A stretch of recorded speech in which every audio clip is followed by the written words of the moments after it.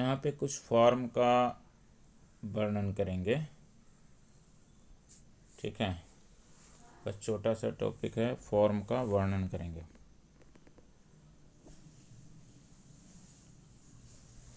तो सबसे पहले आता है S1302।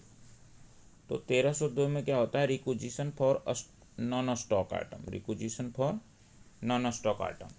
तो याद रखने के लिए हम इसको कैसे रिमेंबर रखें, याद रखें, इसके लिए इसको भी कहानी की तरह देखते हैं। तो जैसे कि हमको अगर कोई सामान की ज़रूरत है जो कि हमारे स्टॉक में नहीं है, नहीं नॉन स्टॉक है, तो उसके लिए हम एक रिक्विजिशन देंगे। उस रिक्विजिशन का नंबर क्या होगा, S1302। याद रखने के लिए S1302 क्या हो गया, नॉन स्टॉक आइटम, है ना। S1302 हो गया नॉन स्टॉक आइटम। चलिए, तो स्टॉक नॉन स्टॉक आइटम, अगर हमको कोई भी आइटम मंगाना होता है तो कहाँ से मिलता है, स्टोर से मिलता है। तो अगला चीज़ आएगा स्टोर, यानी रिक्विजिशन फॉर स्टोर, ये हो जाता है 1313 में। ऐसे भी देख सकते हैं कि 1302 है, उसमें 11 आप ऐड कर दीजिए तो 1313 आ जाएगा। तो 1313 में क्या हो गया, स्टोर, रिक्विजिशन फॉर स्टोर। अब हम स्टोर से रिक्विजिशन देंगे तो स्टोर हमको जाना पड़ेगा। तो स्टोर हम जाएंगे तो स्टोर में सबसे पहले क्या मिलेगा, हमको गेट मिलेगा। तो एक ज़रूरत पड़ेगा गेट के अंदर जाने के लिए, गेट पास का ज़रूरत पड़ेगा। तो एक यहाँ पे एक और होता है, मेमो होता है गेट पास, है ना। तो गेट पास क्या होता है, 1350 1350 में होता है गेट पास, है ना। S1350 होता है गेट पास के लिए फॉर्म था, गेट पास, है ना। तो देखिए यहाँ पे हम लोग जान गए कि 1302 नॉन स्टॉक आइटम, उसको लेने के लिए जाएंगे स्टोर। 1313 के बाद यहाँ स्टोर के पास मिलेगा गेट, गेट के लिए हमको देना होगा 1350, S1350 हो गया। अब गेट के अंदर जाएंगे तो स्टोर वाला बोलेगा भाई तुम इतना जल्दी आ गए, थोड़ा एडजस्ट कर लो यार, एडजस्टमेंट कर लो। तो एक और आएगा, उसके बाद आएगा एक एडजस्टमेंट मेमो। एडजस्टमेंट मेमो का क्या होता है,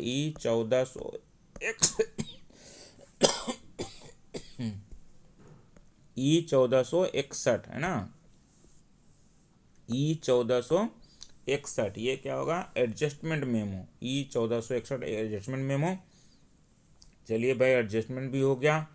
तो फिर क्या होगा कि भाई देखो, अब जो सामान काम करने के बाद, जैसे हम यूज़ किए, यूज़ करने के बाद सामान बच गया, तो बचने के बाद हम क्या करते हैं, स्टोर को रिटर्न कर देते हैं।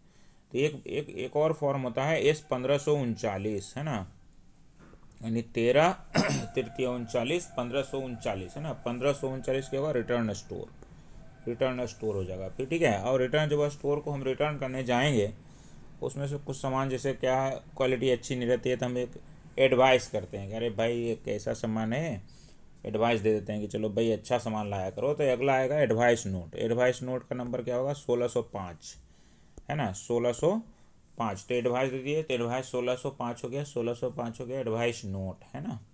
इसके बाद आता है एक आता है internal issue, sorry impressed issue, है ना। इम्प्रेस्ड इशू में क्या है, जैसे स्टोर में कोई सामान नहीं रहता है तो इम्प्रेस्ड का कुछ धनराशि निश्चित होता है ना। तो इस इम्प्रेस्ड से हम खरीद के लाते हैं, तो ऐसे याद रखना है। तो 1830 क्या हो गया, 1830, S1830 क्या हो गया, इम्प्रेस्ड इशू लास्ट में, है ना।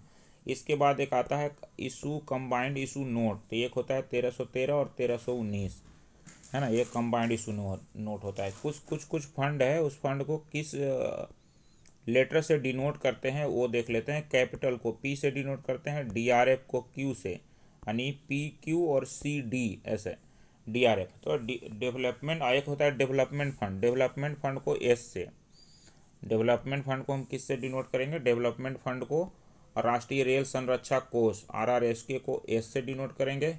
और जितना भी सेफ्टी फंड है सबको डिनोट करेंगे V से डिनोट करेंगे, और रेवेन्यू को U से, है ना। दोबारा रिपीट कर लेते हैं, कैपिटल को P से डिनोट करेंगे, DRF को Q से डिनोट करेंगे, और DF और RRSK, है ना, डेवलपमेंट फंड और राष्ट्रीय रेल संरक्षा कोष, इसको करेंगे हम S से। और safety fund, railway safety fund और स्पेशल रेलवे सेफ्टी फंड, ये करेंगे V से, और रेवेन्यू को U से। ठीक है, चलिए बढ़िया, याद हो गया। एक बार दोबारा हम ये फॉर्म का कर लेते हैं। तो फॉर्म का पहले नंबर जान लेते हैं। सबसे पहले सबसे सीरियल वाइज कर लीजिए। तो ये होगा 1302, 1302 के बाद आएगा 1313, और 1313 के बाद आएगा आपको 1350, 1350 के बाद एक और फॉर्म ऑर्डर कर लीजिए 1461। 1461 के बाद एक फॉर्म हो जाएगा 1539।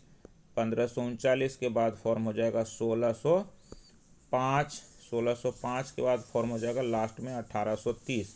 तो लास्ट में याद रखना है कि ये फॉर्म का इम्प्रेस्ड वाला रहता है ना, इम्प्रेस्ड इशू। अब देखिए 1302 में हो गया कि भाई हमारे पास स्टॉक में आइटम नहीं है, तो नॉन स्टॉक आइटम का रिक्विजिशन था। हम नॉन स्टॉक आइटम कोई भी आइटम कहाँ से लाने जाते हैं? स्टोर से, तो इससे याद रहेगा स्टोर। दूसरे 1313 में हो जाएगा रिक्विजिशन फॉर स्टोर। फिर स्टोर में जाने के मिलता है गेट रहता है, तो गेट पास हो जाएगा, है ना। 1350 में हो जाएगा गेट पास, सब में एस लगाना है, खाली 1461 वाला ई होगा, ये ध्यान रखना है। फिर एक एडजस्टमेंट की बात हुआ है कि भाई गेट के अंदर गया तो बोला कि भाई एडजस्ट कर लो, तो एडजस्टमेंट का हो गया 1461 ई 1461 हो गया एडजस्टमेंट मेमो। फिर एडजस्टमेंट मेमो के बाद क्या होगा कि भाई एडजस्टमेंट मेमो होगा, फिर हमारे पास हम लेके चले जाएंगे सामान खर्च होने के बाद क्या होगा, खर्च होने के बाद जो सामान बचेगा हम स्टोर को रिटर्न करेंगे, है ना, ऐसा करते हैं ना। तो इसके लिए देखिए याद हो गया हमको 1539 में हो गया रिटर्न स्टोर, है ना, एस 1539 रिटर्न स्टोर। उसके बाद क्या होगा भाई, रिटर्न करने जाते तो अपन कभी कभी एडवाइस दे देते हैं कि भाई सामान अच्छा नहीं है तो अच्छा करो, सामान थोड़ा अच्छा लाया करो। तो एक हो गया एडवाइस दे दिए, तो एक 1461 बताया। इसके बाद आता है तो 1461 में हो गया एडवाइस 1605 में हो गया एडवाइस नोट, है ना। उसके बाद लास्ट में 1830 क्या बताया, इम्प्रेस्ड इशू, ठीक है। और इसके बाद एक कंबाइंड इशू नोट होता है, वो 1313 और 1319 होता है ना, 1313 और 1319। इसके बाद होता है कैपिटल को पी से डिनोट करते हैं, डीआरएफ को क्यू से, और डेवलपमेंट फंड और आरआरएस के फंड को आरआरएस के एस है ना, तो एस से, और एस जो ए जिसमें एस है सेफ्टी फंड है, सारे सेफ्टी एस है, उसको करते हैं वी से, है ना। Safety fund, railway safety fund, special railway safety fund, और रेवेन्यू को करते हैं यू से। बस खत्म, ये अपने को याद रखना है। थैंक यू, धन्यवाद।